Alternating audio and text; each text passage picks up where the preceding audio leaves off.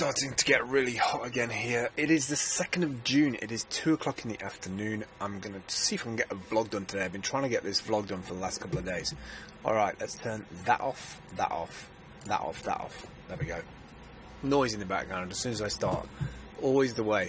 Alright, I've been wanting to do this vlog for a couple of days, but I've just not had the time to articulate it and get it all together. It took a bit of time, probably took about an hour or so to write out the post, so it's probably better to read the post, because what I've done is taken the 10 points and broken it down into each point, and I wrote a couple of paragraphs for each one about what I've noticed over the last 2 weeks, like 10 things that I've noticed on the steemhunt platform as a hunter, but also as a moderator, because I did apply for moderator, and there's 6 of us that moderate, and all the moderators are great, and I'm learning a hell of a lot from all the other moderators about not only the Steam platform but curation in general, because a lot of these people have been part of guilds and things before, so it's super cool on that point. But I'm going to quickly go over the 10 points, and I'd heartily suggest you go and read the blog post as well.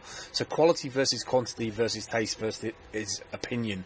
That's been huge for me over the last couple of weeks, watching the difference of what people think is quality and then what's quantity. So I kind of have a thing where I want to post like 4 or 5 things a day because I find like really cool stuff. Then I cut it down to like 3 things a day, and now I'm thinking about maybe only doing 2 things a day and making them absolutely amazing posts in terms of a full 360 of what I think about that product.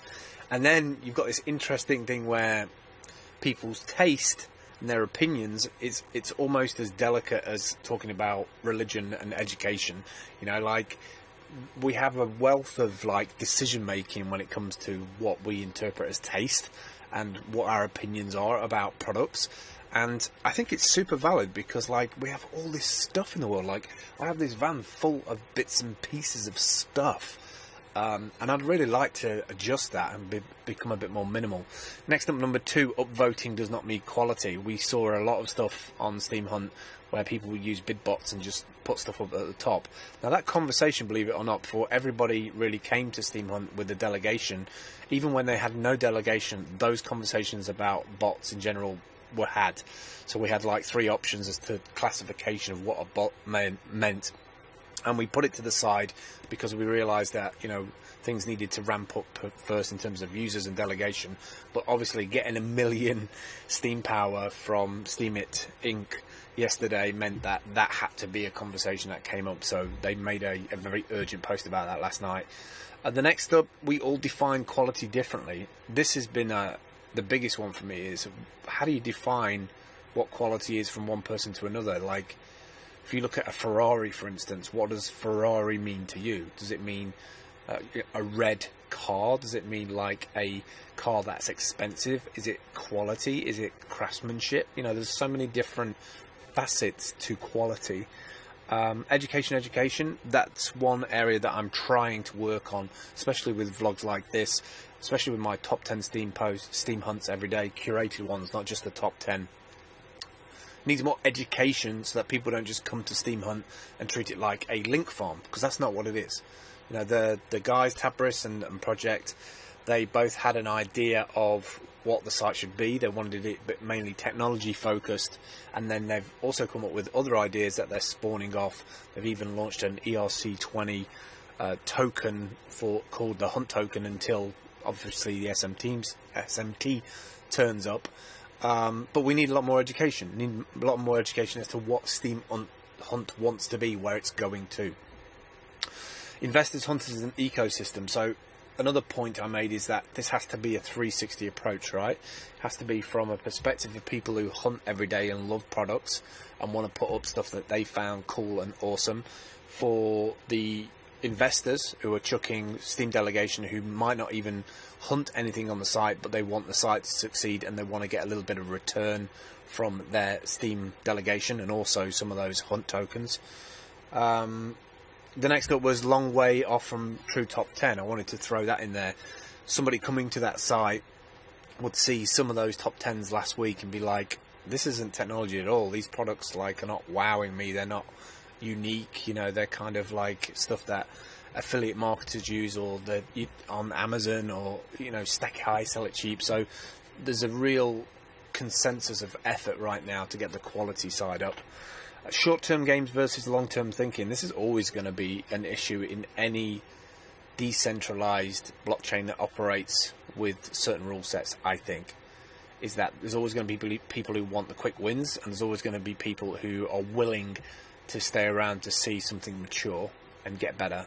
So it's having, and I think that comes down to, I think I've noticed that in the product hunts, or should I say, the way that people have hunted stuff on steemhunt, not product hunt. I don't know why I say product hunt. The way people have hunted stuff, you can see that some people are just like, I'm going to put stuff up so I can flip it and make some money on it, compared to having a portfolio almost of hundreds of products that you've hunted that are going to have SEO impact as the site gets bigger, and a lot of those brands are going to find their products on steemhunt, and then there's a lot of great stuff that can be done dialogue wise from a content creator's point of view direct to those manufacturers. And I don't mean bumping things up the top 10 list, but just from an exposure point of view, maybe even feeding back into the development cycle, because some of the comments that you're going to get on some of these posts are going to get really interesting, and that data is going to be useful for those people who make the products.